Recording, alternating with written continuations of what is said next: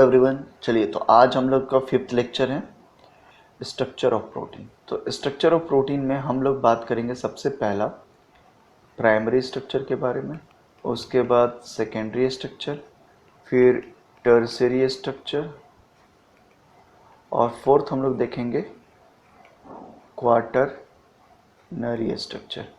तो primary structure 1 dimension होता है। यहाँ पर सिर्फ लीनियरली अरेंज्ड में एमाइनो एसिड कोवलेंटली इंटरेक्शन होता है, यानी यहाँ पर पेप्टाइड बॉन्ड फॉर्म करेंगे। और स्ट्रक्चर क्या होता है? स्ट्रक्चर ऑलवेज लीनियर होते हैं। ठीक है। सेकेंड आ रहे हैं 2 डायमेंशन स्ट्रक्चर। 2 डायमेंशन स्ट्रक्चर का मतलब है यहाँ पर सेकेंडरी स्ट्रक्चर को 2 डायमेंशनल स्ट्रक्चर भी कहते हैं, क्योंकि यहाँ पे लेंथ और विड्थ या हाइट भी होगी। 2 डायमेंशन एक्स एक्सिस और वाई एक्सिस होगा। तो इसके बेस्ट एग्जांपल है alpha helical structure, beta conformation, beta turn या रैंडम कॉइल। ये सब सेकेंडरी स्ट्रक्चर में आते हैं। और यहाँ पर कौन सा बॉन्ड इंपॉर्टेंट रोल प्ले करता है? Hydrogen bond.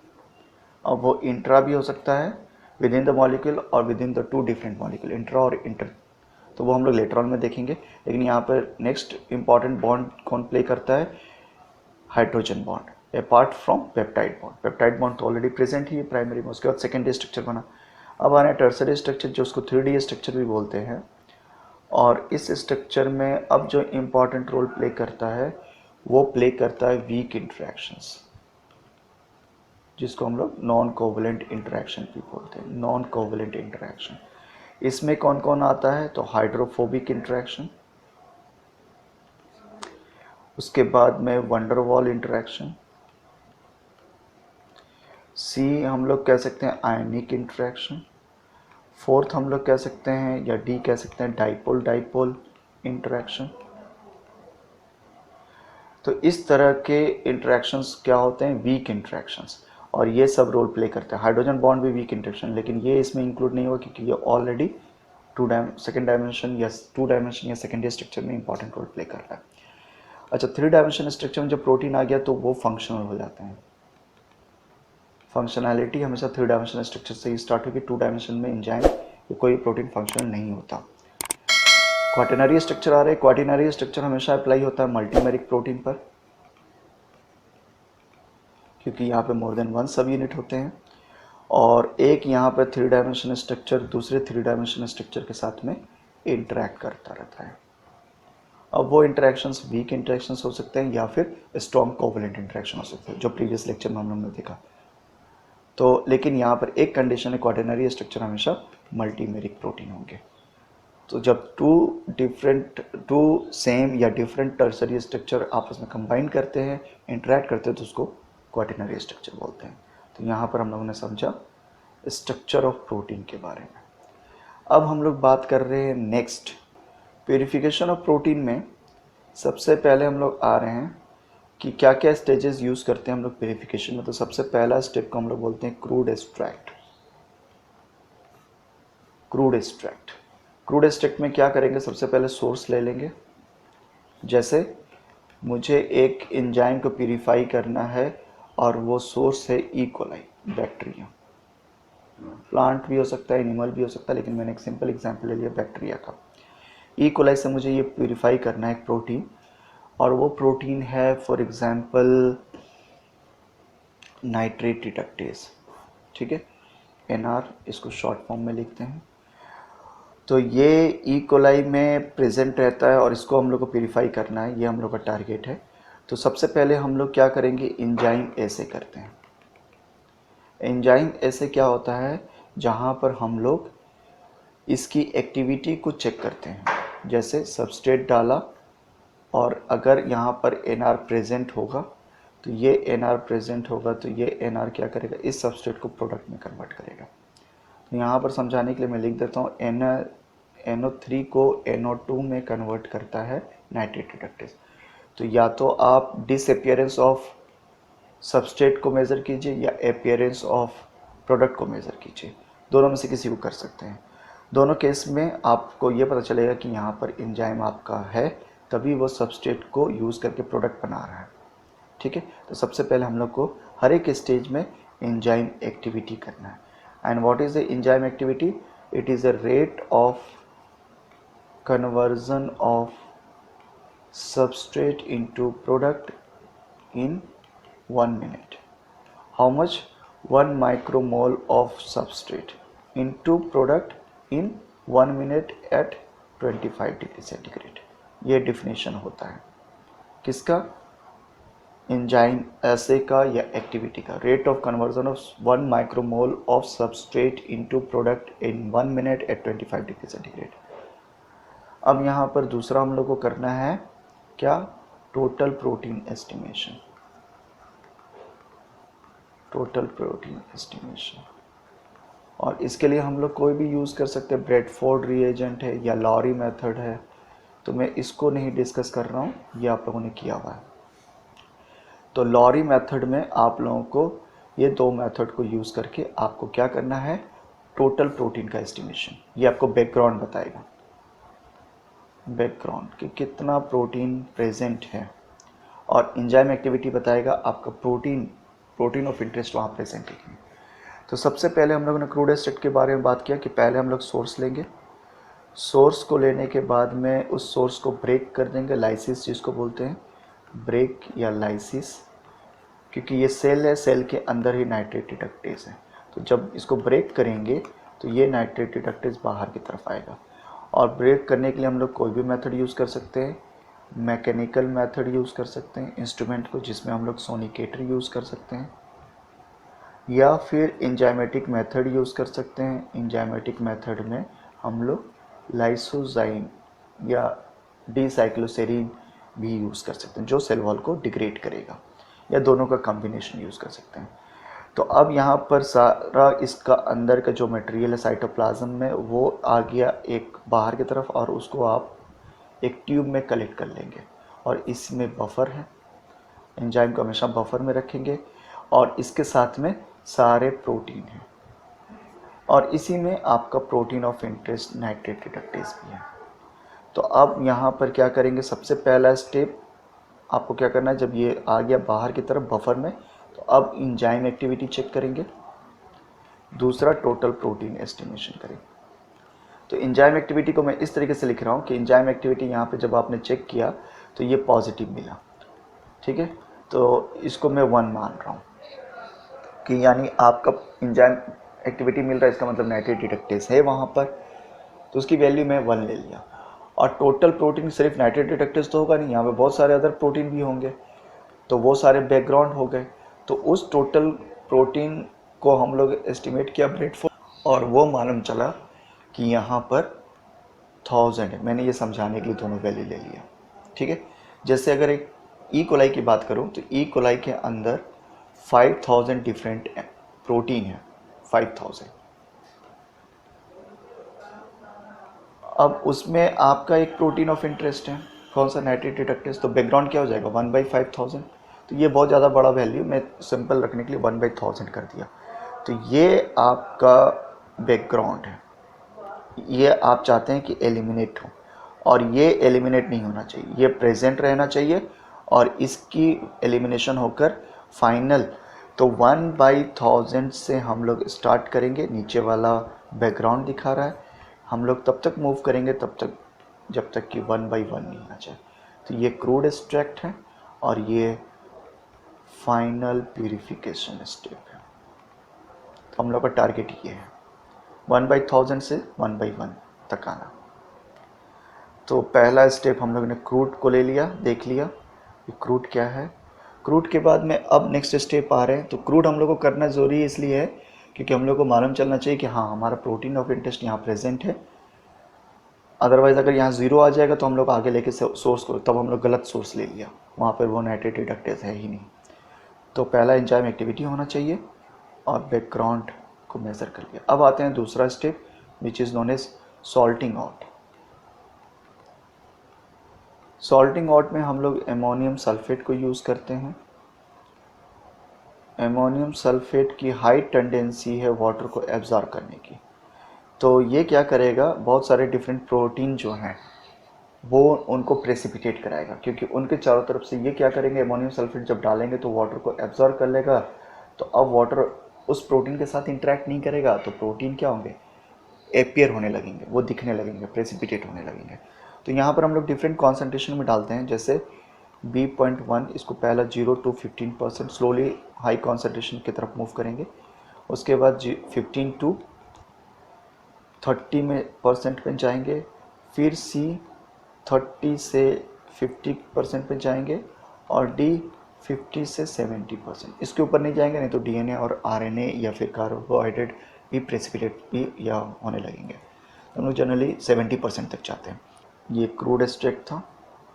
यहाँ पर एक्टिविटी 1/1000 थी हमारी, ठीक है। यहाँ पर हमारा प्रोटीन ऑफ इंटरेस्ट और बहुत सारे अदर भी प्रोटीन है। अब सबसे पहले हम लोग क्या करेंगे, यहाँ पर हम लोग डालेंगे इसमें क्या 0 to 15% up to 15% ammonium sulphate डालेंगे। और उसके डालने के बाद में मिक्स करेंगे। मिक्स करने के बाद में कुछ देर के बाद में क्या होगा कि यहाँ पर कुछ प्रोटीन प्रेसिपिटेट करेंगे और उसको सेंट्रीफ्यूज कर लेंगे। सेंट्रीफ्यूज करेंगे तो कुछ प्रोटीन यहाँ पर आपका प्रेसिपिटेट क्या रहेगा और कुछ प्रोटीन यहीं पर रहेंगे। सारे प्रोटीन एक साथ तो प्रेसिपिटेट करेंगे नहीं, कुछ प्रोटीन, बड़े वाले प्रोटीन यहाँ प्रेसिपिटेट करके इसको हम लोगों ने दूसरे सैंपल में ले लिया, ठीक है। और यहाँ पर प्रेसिपिटेटेड वाले को अलग कर लिया। तो ये प्रेसिपिटेटेड प्रोटीन है, कुछ सेपरेट हुए, कुछ अभी भी हैं। अब यहाँ पर हम लोग इसका कॉन्सेंट्रेशन को इंक्रीज़ करेंगे और अब यहाँ पर 15 to 30% डालेंगे, इंक्रीज़ करेंगे। फिर उसके बाद कुछ प्रोटीन यहाँ प्रेसिपिटेट करेंगे, फिर इसको तीसरे वाले में लेंगे और फिर यहाँ पर कॉन्सेंट्रेशन इंक्रीज़ करेंगे 30 से 50 में। इसी तरीके से हम लोग कॉन्सेंट्रेशन इंक्रीज़ करते जाएंगे और प्रोटीन यहाँ पे जो प्रेसिपिटेट हो उसको सेपरेट करते जाएंगे। तो देखिए यहाँ पर एक यहाँ पर सेपरेट हुआ, यहाँ सेपरेट हुआ, यहाँ सेपरेट होगा और आगे जब आप फाइनली डालेंगे 50 to 70%, तो यहाँ फिर कुछ प्रोटीन होगा। तो ये फोर्थ डिफरेंट ट्यूब में सेपरेट कर लिया। तो इस प्रोसेस को हम लोग कहते हैं फ्रैक्शनेशन। फ्रैक्शनेशन का मतलब होता है separation of protein in different fraction और डिफरेंट ट्यूब। तो एक यहाँ पर हम लोगों ने सेपरेट किया, कुछ यहाँ कुछ किया, कुछ यहाँ कुछ यहाँ। तो ये जो 1000 बैकग्राउंड प्रोटीन था जो यहाँ पर ये है, यही 1000 यहाँ डिस्ट्रीब्यूट होगा, क्योंकि इसी को तो हम लोग डिस्ट्रीब्यूट कर रहे हैं ना। तो यही डिस्ट्रीब्यूट होगा, ये वाला यहाँ डिस्ट्रीब्यूट होगा, कुछ यहाँ होंगे, कुछ यहाँ होंगे, कुछ यहाँ होंगे, कुछ यहाँ होंगे। तो इस 1000 में मैं ये मान लो कि यहाँ पर कुछ 250 हुआ, यहाँ पर 250 हुआ, यहाँ पर 250 हुआ, यहाँ पर 250 हुआ। ऑल्दो ये सारा इक्वल नहीं होगा, किसी में उसका 10 हो, किसी में 500 हो, किसी में कुछ भी नहीं हो, वो एक अलग चीज़ है। लेकिन मैं यहाँ समझाने के लिए, सिंपल वे में करने के लिए मैंने इक्वली डिस्ट्रीब्यूट कर दिया। लेकिन ये इक्वल डिस्ट्रीब्यूट नहीं होंगे, अनइक्वल होंगे। तो अब मेरे पास 4 फ्रैक्शन आ गए, first, second, third and fourth. ये पहला वाले में 0 to 15% था, ये 15 to 30% था, यहाँ पर 30 to 50% था और लास्ट वाला 50% to 70% था। तो अब यहाँ पर प्रोटीन कितना बैकग्राउंड हुआ, 250, सभी में 250। अब मुझे क्या करना है, ये टोटल प्रोटीन एस्टिमेशन करने के बाद ब्रेडफोर्ड से मालूम चला। अब यहाँ पर हम लोग एक्टिविटी चेक करेंगे, प्रोटीन की एक्टिविटी। सबस्ट्रेट डालेंगे, यानी नाइट्रेट हम लोग सभी में डालेंगे। मुझे मालूम नहीं मेरा प्रोटीन ऑफ इंटरेस्ट किस फ्रैक्शन में है, तो जिस फ्रैक्शन में भी होगा, नाइट्रेट किस में कन्वर्ट करेगा, नाइट्राइट में। ये किस में कन्वर्ट करेगा, नाइट्राइट में, NO2। तो जहाँ NO2 माइनस में कन्वर्ट करेगा जिस वाले सैंपल में, फॉर एग्जांपल ये थर्ड वाले में किया, मैं समझाने के लिए यहाँ लिख रहा हूँ कि इसमें मुझे पॉजिटिव NO था। और इसको एस्टिमेट कर सकते हैं, NO2 को एस्टिमेशन कर सकते हैं। तो एस्टिमेट करने के बाद में यहाँ पर मालूम चला कि यहाँ पर नाइट्राइट का फॉर्मेशन हुआ। थर्ड वाले सैंपल में, यानी मेरा प्रोटीन किस में है, थर्ड वाले सैंपल में। बाकी में नहीं एंजाइम एक्टिविटी मिल रहा है, तो इसमें नहीं है तो इसको डिस्कार्ड कर देंगे। तो अब कितना हो गया प्यूरिफिकेशन, मेरा प्रोटीन ऑफ इंटरेस्ट प्रेजेंट है ऊपर की तरफ। अब बैकग्राउंड कितना है 250। अब मैं इसको आगे लेकर फर्दर प्रोसेस करूँगा, नेक्स्ट स्टेप पे जाऊँगा। ठीक है, समझ में आया? यानी 1 से 1/1000 से अभी प्यूरिफाई कितना हुआ 1/250। अब नेक्स्ट स्टेप पे आ जाएंगे। तो नेक्स्ट स्टेप में हम लोग जाएंगे थर्ड स्टेप, जिसको बोलते हैं क्रोमेटोग्राफी। क्रोमेटोग्राफी में यहाँ पे क्या करने वाले हैं हम लोग, पहला साइज एक्सक्लूजन, और इसी को हम लोग जेल परमिएशन भी बोलते हैं, या फिर जेल फिल्ट्रेशन क्रोमेटोग्राफी। यानी यहाँ पर हम लोग साइज के बेसिस पे हम लोग सेपरेट कर रहे हैं। तो what is chromatography? Chromatography is a technique in which we separate the molecule based on certain property, either it could be size, charge, positive charge, negative charge, or certain affinity with any metal ion, cofactor और antibodies। तो यहाँ पर size exclusion में हम लोग क्या करते हैं कि एक स्टेशनरी फेज लेते हैं, यानी एक कॉलम लेंगे और इसके अंदर एक बीड हम लोग फिक्स करेंगे, बीड डालते हैं। और बीड के अंदर क्या होता है, पोर होते हैं, इनके अंदर एक पैसेज होता है, पैसेज, छोटे छोटे पैसेज होते हैं। ठीक है, इस तरीके से। तो अब जब हम लोग ये 1/250 वाला सैंपल को फर्दर स्टेप में हम लोग क्या करेंगे, इसमें डाल देंगे। तो कुछ प्रोटीन इस पैसेज से होके जाएंगे, क्योंकि यहाँ पे 250 डिफरेंट टाइप ऑफ प्रोटीन है, सबका साइज़ अलग अलग होगा, सब अलग अलग प्रोटीन तो साइज़ भी अलग अलग। तो कुछ बड़े होंगे, कुछ बहुत बड़े होंगे, कुछ बहुत छोटे होंगे। तो छोटे वाले इसके अंदर चले जाएंगे, और ये अंदर जाने के बाद में बहुत ज़्यादा टाइम लेंगे, एक से दूसरे, दूसरे से तीसरे। तो वो जिग जैग पैटर्न में करके बहुत लेट, फाइनली बहुत लेट आएंगे फ्रैक्शनेशन में। जो बड़ा प्रोटीन होगा, बिगर साइज, वो क्या होगा, बड़े साइज प्रोटीन, वो शॉर्टकट पाथवे, यानी दोनों बीट के अंदर तो जाएगा नहीं, तो बीट के जो दो बीट के बीच में स्पेस होगा, उससे वो जल्दी से नीचे की तरफ आएगा, क्योंकि इनका वेट भी ज़्यादा है तो ये जल्दी नीचे की तरफ आएंगे। तो ये सबसे फर्स्ट फ्रैक्शन में होंगे।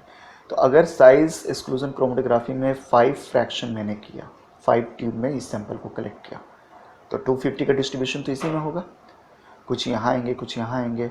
तो इस तरीके से 250 का मैं डिस्ट्रीब्यूशन कर दूँ तो 50-50 फिर इक्वल अमाउंट में कर रहा हूँ, ये बताने की ज़रूरत नहीं, ये इक्वल अमाउंट में नहीं होगा, लेकिन फिर भी समझाने के लिए मैंने कर दिया।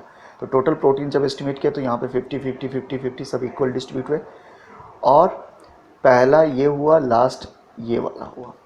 तो यहाँ पर आपको ये समझना है कि पहले वाले में लार्ज साइज प्रोटीन आएंगे और लास्ट वाले में स्मॉलेस्ट साइज प्रोटीन आएंगे, क्योंकि इनको सबसे ज़्यादा टाइम लगेगा, तो सबसे लास्ट में आएंगे, सबसे बड़ा वाला सबसे पहले आ जाएगा। तो यहाँ पर अब हम लोगों को करना क्या है, ये सेपरेट हो गए बेस्ड ऑन साइज। अब हम लोगों को क्या करना है, एंजाइम एक्टिविटी, हर एक स्टेप में एंजाइम एक्टिविटी करना है। तो नाइट्रेट सभी में डालेंगे और नाइट्राइट का एस्टिमेशन करेंगे। हो सकता है ये थर्ड वाले में आ गया पॉजिटिव नाइट्राइट का फॉर्मेशन, तो इस वाले फ्रैक्शन को हम लोग कलेक्ट कर लेंगे। बाकी कहीं नहीं आया नेगेटिव, यानी यहाँ पर एक्टिविटी नहीं है, यानी इन सब को हम लोग डिस्कार्ड कर देंगे। तो अब क्या एक्टिविटी इंक्रीज हो गई, 1/250 से साइज एक्सक्लूजन करने के बाद में प्यूरिफिकेशन हो गया 1/50। समझ में आ रहा है? अभी भी प्यूरिफिकेशन नहीं पूरा कंप्लीट हुआ, हम लोग नेक्स्ट स्टेप की तरफ चलेंगे। तो नेक्स्ट स्टेप में हम लोग लेते हैं कौन सा, नेक्स्ट स्टेप में हम लोग बात कर रहे हैं आयन एक्सचेंजर। आयन एक्सचेंजर में यहाँ जैसा बता रहा है चार्ज के बेसिस पे, आयन के बेसिस पे हम लोग सेपरेट करेंगे क्या चार्ज है। तो सबसे पहले हम लोग ले रहे हैं पहला कैटायन एक्सचेंजर। Cation exchanger. अब यहाँ पे प्रोटीन को सेपरेट करते हैं based on charge on it, overall charge. तो यहाँ पर डिफरेंट प्रोटीन है, 50 प्रोटीन अभी भी बैकग्राउंड में है। तो 50 प्रोटीन में हो सकता है किसी पे पॉजिटिव चार्ज हो, किसी पे नेगेटिव चार्ज हो, कोई न्यूट्रल हो, कोई बहुत ज़्यादा पॉजिटिव हो, कोई बहुत ज़्यादा नेगेटिव हो। तो डिफरेंट चार्ज होंगे, तो उनके बेसिस पर हम लोग सेपरेट कर लेंगे। तो यहाँ पर भी हम लोग क्या करेंगे, क्रोमेटोग्राफी में बीट लगाएंगे, और वो बीट यहाँ पर हम लोग लगाएंगे किस तरीके का, जो बीट डाल रहे हैं वो बीट लगाएंगे हम लोग नेगेटिव चार्ज, क्योंकि पॉजिटिव के साथ में कैटायन का मतलब क्या है, पॉजिटिव। तो पॉजिटिव के साथ में एक्सचेंज कराना, तो यहाँ पर नेगेटिव बीट होना चाहिए, तभी तो पॉजिटिव यहाँ पर अटैच हो जाएगा। तो नेगेटिव चार्ज होंगे इसके ऊपर, सरफेस के ऊपर, इस बीट के। और जब हम लोग प्रीवियस वाले से का जो सैंपल था, कौन सा 1/50, जब इसके ऊपर डालेंगे, तो अब इसको सैंपल को फिर से कलेक्ट कर लेंगे डिफरेंट ट्यूब में, फर्स्ट से लेके फिफ्थ तक। फिफ्थ वाला लास्ट है और ये सबसे पहला वाला है, ठीक है। तो ये फर्स्ट है, तो सबसे पहले कौन आएगा, फर्स्ट आएगा हमेशा नेगेटिव चार्ज प्रोटीन, क्योंकि नेगेटिव नेगेटिव पे रिपल्शन होगा। नेगेटिव यहाँ पर प्रोटीन है और बीट भी नेगेटिव है, तो वो अपने साथ अटैच ही नहीं करेंगे, उनको जस्ट थ्रो कर देंगे। तो सबसे पहले कौन अपेयर होगा, या एल्यूट होगा, या बाहर की तरफ आएगा, नेगेटिव चार्ज, ये याद रखना है। और सबसे लास्ट कौन आएगा, पॉजिटिव चार्ज, ठीक है। पॉजिटिव चार्ज वाले सबसे लास्ट में आएंगे। तो अभी फिर से हम लोग क्या करेंगे, टोटल प्रोटीन एस्टिमेशन। और टोटल प्रोटीन एस्टिमेशन करने के बाद में ये मालूम चला कि इन पाँचों में से 5 में जब हम लोगों ने सैंपल को एल्यूट किया, तो 50 वाला जो प्रोटीन था, अब इन पाँचों में सेपरेट कैसे कैसे हो गया, 10 10 10 10 10, ठीक है। ये समझाने के लिए वैल्यू ले लिया मैंने। अब एंजाइम एक्टिविटी करना है, सभी में हम लोग नाइट्रेट डाल देंगे, और क्या एस्टिमेट करेंगे, नाइट्राइट का फॉर्मेशन देखेंगे। फॉर एग्जांपल यहाँ पर हम लोगों को इस लास्ट वाले में मिला, तो ये इसका मतलब ये समझ में आया कि ये हाईली पॉजिटिव चार्ज है। नाइट्राइट इज एंजाइम पे क्या चार्ज है, पॉजिटिव चार्ज, तभी तो ये लास्ट वाले में आया। तो यहाँ पर मुझे मिला एक्टिविटी, तो अब इसकी प्यूरिफिकेशन क्या आ गई, 1/10, 1/50 से अभी भी बैकग्राउंड 10 है, ठीक है। तो अब हम लोग आगे चलेंगे और नेक्स्ट स्टेप में करेंगे कौन सा है, एनायन एक्सचेंजर।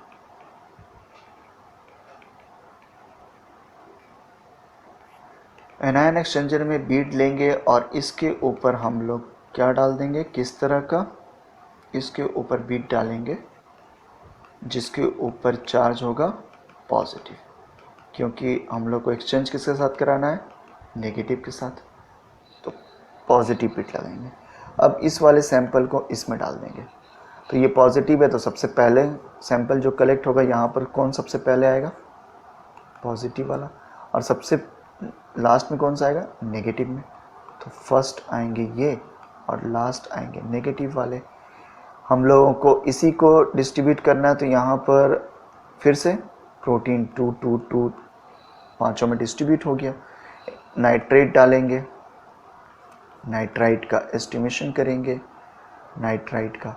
और यहाँ पर पहले वाले में देखें पॉजिटिव है, तो सबसे उम्मीद है कि हो सकता है यहाँ पर पॉजिटिव हो जाए या यहाँ पर आए। तो जहाँ पर भी आ रहा है हम लोग उसको चेक कर लेंगे, और सपोज़ इस वाले में आ रहा है, तो यहाँ पर अब क्या आ गया, बाकी कहीं पर नहीं है, ये नेगेटिव है, यानी यहाँ पर मेरा प्रोटीन ऑफ इंटरेस्ट है, बाकी को डिस्कार्ड कर दिया। तो अब 1/2 बैकग्राउंड हो गया। अब लास्ट स्टेज में पहुँचेंगे, अभी भी एक बैकग्राउंड बचा हुआ है, तो लास्ट स्टेप में आएंगे, third step which is called affinity chromatography. और एफिनिटी क्रोमेटोग्राफी में हम लोग क्या करने वाले हैं, या तो एंटीबॉडीज़ का यूज़ करेंगे, एंटीबॉडीज़ का, स्पेसिफिक एंटीबॉडी, या फिर स्पेसिफिक कोफैक्टर और कोएंजाइम को लगा देंगे, ठीक है। तो अभी एंटीबॉडीज़ के बारे में समझते हैं। यहाँ पर ये मेरा कॉलम है, ठीक है, और यहाँ पर हम लोग अब क्या करेंगे, एंटीबॉडीज़ को टैग कर देंगे। यानी ये बीट है फॉर एग्जांपल, तो यहाँ पर हम लोग एंटीबॉडीज़ को टैग कर देंगे। और आपको मालूम है एंटीबॉडीज़ क्या करता है, स्पेसिफिक एंटीजन को बाइंड कर लेगा। तो किसके अगेंस्ट पे मैंने एंटीबॉडीज़ बनाया है, अपने प्रोटीन ऑफ इंटरेस्ट नाइट्रेट डिटेक्टिस के।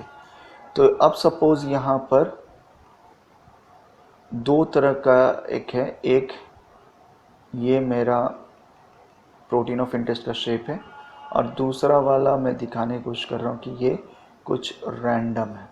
तो जब दोनों को पास कराएंगे इससे, तो मेरा प्रोटीन ऑफ इंटरेस्ट क्या करेगा, बाइंड कर जाएगा इसके साथ। तो ये यहाँ पर बाइंड कर लिया, समझ में आ रहा है, ये बाइंड कर लिया। और यहाँ से एल्यूट कौन हो गया, जो नहीं बाइंड करेगा। कौन नहीं बाइंड किया, ये वाला अनवांटेड वाला फर्स्ट में आ गया, ठीक है। और अब ये जो बैकग्राउंड को रिमूव कर दिया, अब मेरा प्रोटीन ऑफ इंटरेस्ट यहाँ बाइंड कर चुका है। तो अब यहाँ पर क्या करेंगे, हम लोग हाई कॉन्सेंट्रेशन सॉल्ट डालेंगे, ऑलमोस्ट 5 मोलार कॉन्सेंट्रेशन को डाल देंगे। तो ये क्या करेगा, antigen antibody interaction weak interaction होते हैं, तो ये सॉल्ट उस वीक इंटरेक्शन को ब्रेक कर देगा। तो अब यहाँ पर ये तो हम लोगों ने हटा लिया, ये कॉलम को हटाएंगे, यहाँ पर दूसरा ट्यूब लगाएंगे, और दूसरा ट्यूब लगाने के बाद में हम लोग क्या करेंगे, इस प्रोटीन को कलेक्ट कर लेंगे सॉल्ट डालने के बाद। तो हमारा प्रोटीन ऑफ इंटरेस्ट आ जाएगा यहाँ पर, इस वाले ट्यूब में हमारा प्रोटीन ऑफ इंटरेस्ट आ जाएगा, ठीक है। तो यहाँ पर हम लोगों ने स्टेजेस क्या देखा, क्रूड एक्सट्रैक्ट, सेकेंड कौन सा, सॉल्टिंग आउट, थर्ड कौन सा होगा, साइज एक्सक्लूजन, फोर्थ कौन सा, कैटायन एक्सचेंजर, फिफ्थ कौन सा, एनायन एक्सचेंजर, और सिक्स कौन सा, एफिनिटी क्रोमेटोग्राफी, जिसमें सबसे लास्ट में हम लोग करेंगे कौन सा, एफिनिटी क्रोमेटोग्राफी। ये सबसे लास्ट प्रोसेस है, क्योंकि ये बहुत ज़्यादा कॉस्टली प्रोसेस है एंटीबॉडीज़ का, और सबसे cheapest process that is salting out, ammonium chloride, जहाँ पर एमोनियम सल्फेट यूज़ कर रहे हैं। चलिए आज के लेक्चर में बस इतना ही, नेक्स्ट लेक्चर में इससे आगे बात करेंगे। तो मिलते हैं हम लोग नेक्स्ट क्लास में। Thanks a lot for joining.